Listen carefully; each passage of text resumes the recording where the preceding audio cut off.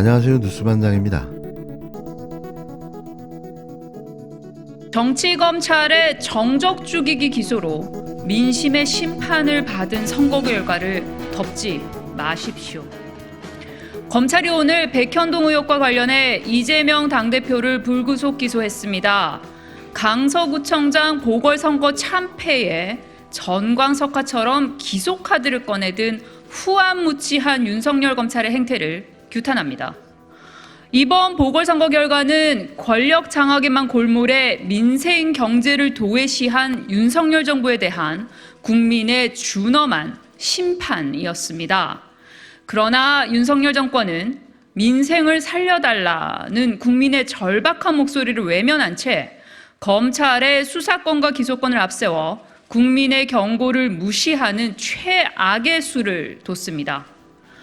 보궐선거 결과에 대해 엄중하게 받아들여야 한다던 윤석열 정권의 첫 응답이 국정 쇄신이 아닌 정적 죽이기 기소라니 기가 막힙니다. 대체 언제 정신을 차리려고 합니까? 집권 이후 지금까지 계속되는 수사와 무차별적인 공소제기로 이재명 대표를 끝까지 괴롭히겠다는 윤석열 정권과 정치검찰의 집요함에 할 말을 잃습니다.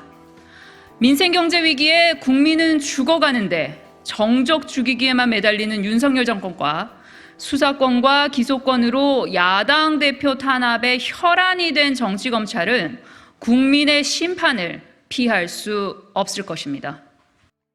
검찰이 더불어민주당 이재명 대표를 다시 재판에 넘겼습니다. 이번엔 백현동 개발특혜 비리 의혹인데요.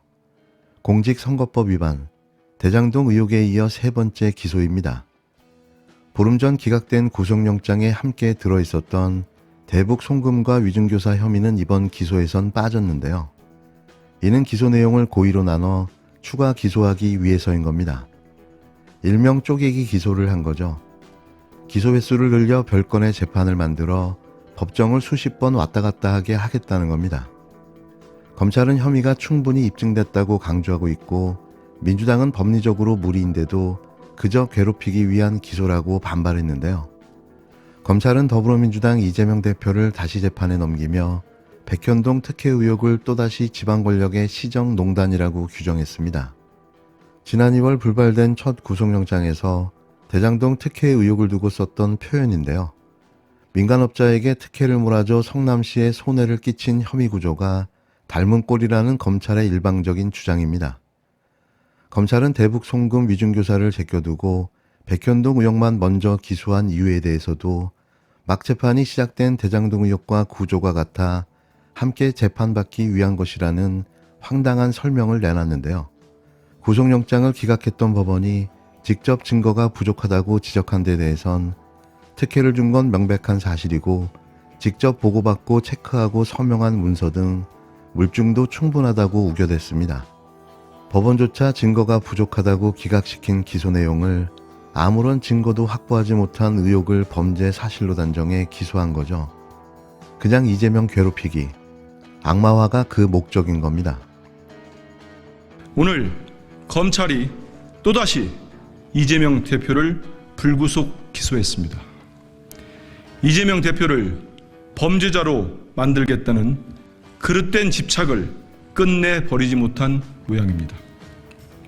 지난 9월 27일 법원은 구속영장을 기각하며 백현동과 대북송금 건은 범죄 소명조차 되지 않았음을 분명히 했습니다.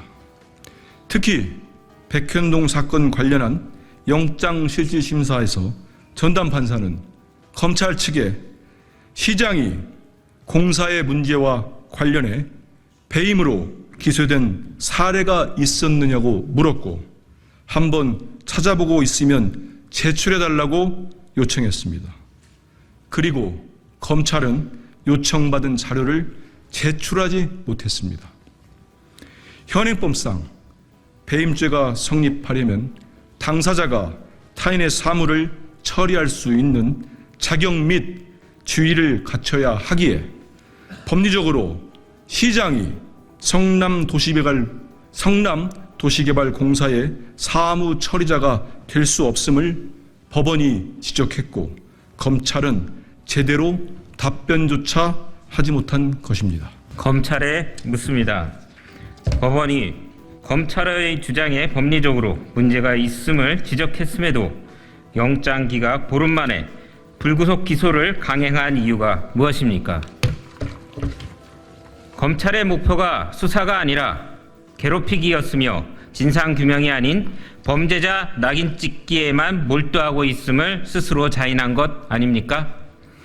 아니면 보궐선거 패배로 윤석열 대통령 책임론이 부상하자 또다시 정치검찰이 국면 전환의 구원투수로 나선 것 아닙니까?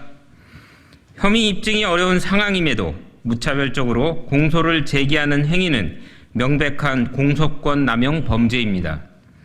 이는 단지 야당 대표 괴롭히기로 끝나지 않을 것입니다. 지자체 산하 공사의 문제로 지자체장을 기소하는 선례를 남긴다면 결국 전국의 지자체 산하 공사의 운영과 존립에도 악영향을 미치게 될 것이기 때문입니다. 검찰은 나아가 나머지 위증교사 및 대북 송금 사건에 대해서도 관련 법리 및 보강수사 필요성 등을 검토하여 조속히 처리할 예정이라며 쪼개기 기소를 감행할 계획을 밝혔습니다. 살라미식 쪼개기 기소로 제1야당 대표의 법원 출석 횟수를 늘리고 사실상 야당 대표의 정치 행위를 방해하겠다는 의도 아닙니까?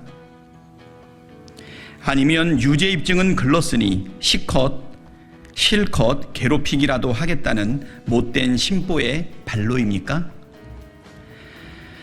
검찰에 경고합니다. 이제 그만 이재명 대표에 대한 그릇된 집착을 버리십시오. 국민이 부여한 막강한 권한은 범죄자 잡으라고 주어진 것이지 범죄자 만들라고 주어진 것이 아닙니다. 인디언 기우제 지내듯 될 때까지 보복성 기소를 남발한다고 없는 죄가 생겨나지 않습니다. 거짓을 진실로 만들 수 없습니다. 공작 정치를 위해 범죄 행위도 서슴지 않는 검찰의 무도한 권한 남용 반드시 끝까지 책임을 묻겠습니다. 민주당은 시장이 산하기관 업무를 두고 배임죄로 처벌받는 전례가 없다며 괴롭히기 위한 기소라고 반발했는데요. 이 대표는 이미 2개 재판이 진행 중인 상황입니다. 지난 3월부터 공직선거법 사건 재판이 격주로 열리고 있고 지난주부터 대장동 의혹 재판도 본격적으로 시작됐는데요. 법원이 검찰 요청을 받아들여 닮은 꼴인 개발비리 의혹을 합쳐 재판한다 해도 이 대표의 매주 법정행은 불가피한 상황입니다. 검찰 수사는 아직까지 끝나지 않고 있는데요. 2년여 동안 끌어온 수사가 아무런 증거도 없이 잊을만 하면 꺼내먹는 초콜릿처럼 야당 탄압의 수단으로 이용되고 있는 겁니다.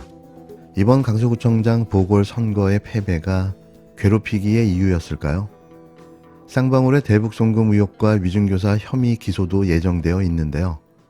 쌍방울의 쪼개기 후원 혐의, 이 대표가 부인의 경기도 법인카드 유용을 알고도 묵인했는지 혐의까지 매일, 매순간 검찰 수사는 이 대표를 겨누고 있습니다.